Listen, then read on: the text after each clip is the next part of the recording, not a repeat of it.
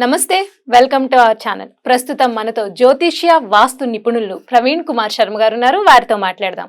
నమస్తే అండి. నమస్తే అండి. ఇందాక మీరు అయ్యప్ప స్వామి దీక్ష గురించి, ఆ దీక్ష టైంలో పాటించాల్సిన నియమాల గురించి చాలా చక్కగా చెప్పారు. ఇప్పుడు దీక్ష అయిపోయిన తర్వాత ఇరుముడి కట్టుకుని బయలుదేరుతారు కదా అండి. ఆ ఇరుముడి టైంలో కూడా, ఇరుముడి పట్టుకెళ్ళేటప్పుడు కూడా కొన్ని నియమాలు ఉంటాయి అని విన్నాను నేను.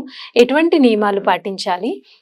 వెళ్ళిన తర్వాత చాలా మంది చేసేది ఏంటంటే, కొండ మీదకి వెళ్లే వరకు చాలా పవిత్రంగానే వెళ్తారు, కానీ తిరిగి వచ్చేటప్పుడు మళ్ళీ అంతే పవిత్రంగా రారు కదా. అప్పుడు నిజంగానే ఈ దీక్ష తీసుకున్న ఫలితం వాళ్ళకి దొరుకుతుందా అంటే మీరు ఏమంటారు? ఈ 40 రోజులు దీక్ష చేయటం ఒక ఎత్తు, 41వ రోజు ఇరుముడి కట్టుకొని స్వామివారి సన్నిధికి వెళ్ళటం ఒక ఎత్తు. అసలు ఈ దీక్ష పూర్తయిన తర్వాత ఇరుముడి కడతారు. ఆ ఇరుముడిలో ఏమేమి సామాన్లు ఉంటాయో ముందు తెలుసుకుందాం. ముందుగా ఇరుముడి తీసుకున్నప్పుడు అది గురుస్వామి కడతాడు అనమాట. ఆ ఇరుముడిలో 3 కొబ్బరికాయలు ఉంటాయి.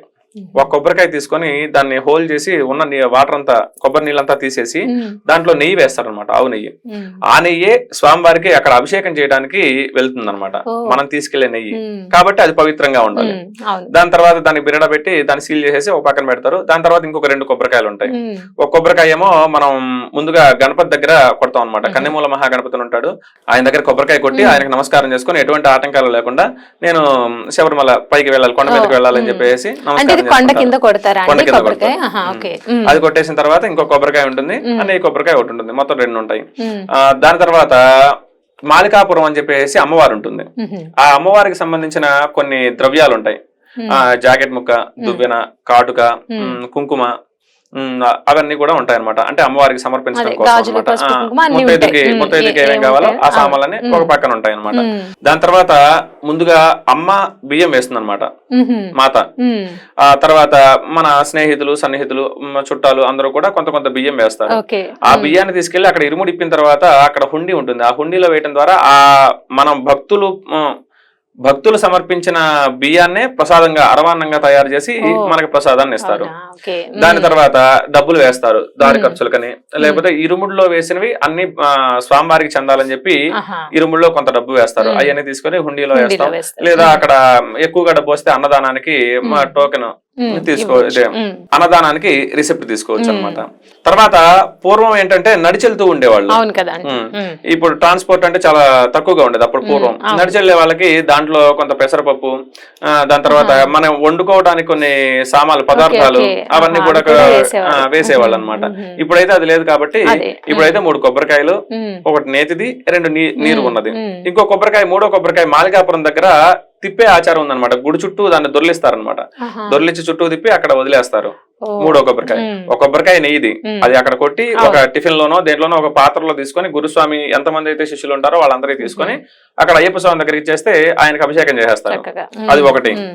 రెండోది గణపతి దగ్గర, కన్నెమూల మహాగణపతి దగ్గర కొడతాం. 3వది అమ్మవారి చుట్టూ ప్రదక్షిణంగా తిప్పి అక్కడ వదిలేస్తాం అనమాట. అలాగనే అమ్మవారికి తీసుకెళ్లిన పదార్థాలు ఉన్నాయి కదా, అమ్మవారికి తీసుకెళ్లిన సామాన్లు ఉన్నాయి కదా, అవన్నీ అమ్మవారికి సమర్పించేస్తారు అనమాట. అది ఇరుముడి.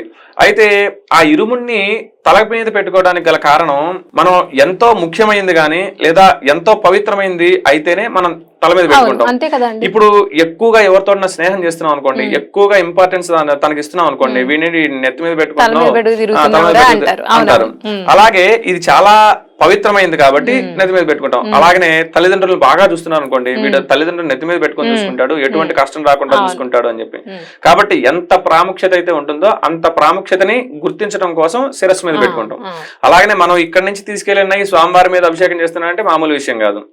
అలాగనే మనం ఇక్కడ తీసుకెళ్లిన ద్రవ్యాలన్నీ స్వామివారికి సమర్పిస్తున్నాం అంటే మామూలు విషయం కాదు. కాబట్టే మనం శిరస్సు మీద ధరించి ఆ శిరస్సు మీద దించడానికి కూడా గురుస్వామి అనుమతితోటి, మనం ఎక్కడ బయటకు వెళ్ళాలన్నా లేదా కాళ్ళు కడుక్కోవాలన్నా గురుస్వామి అనుమతి తీసుకొని పక్కన పెట్టడం జరుగుతుంది అనమాట.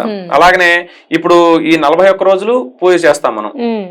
తర్వాత ఇక్కడ సన్నిధానంలో ఎవరు ఉండరు కాబట్టి మనం ఇరుముడినే అయ్యప్ప స్వామిగా భావించి ఆ ఇరుముడికే పూజ చేస్తూ, ఇప్పుడు పంప దగ్గర దిగామనుకోండి, అక్కడ పెట్టేసుకొని అక్కడ పూజ చేసి హారతి ఇచ్చుకొని దానికి నమస్కారం చేసుకుని మరలా శిరస్సు మీద ధరించి స్వామివారి దగ్గరికి వెళ్తాం అనమాట.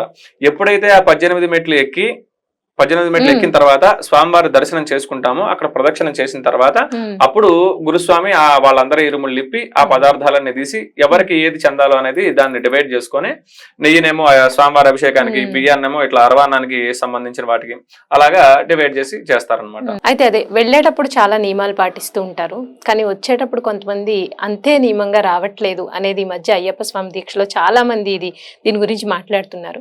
నిజంగా అలా నియమాలు పాటించకుండా వచ్చేస్తే కనుక దాని ఫలితం దొరుకుతుందంటారా అండి? అయితే మనం 40 రోజులు దీక్షగా ఉంటాం. ఈ 40 రోజులు అక్కడ స్వామివారికి కలశం పెట్టుకోనో లేదా విగ్రహాలు పెట్టుకోనో లేదా పటం పెట్టుకోనో పూజ చేసుకుంటూ ఉంటాం, భజనలు కూడా చేస్తూ ఉంటాం.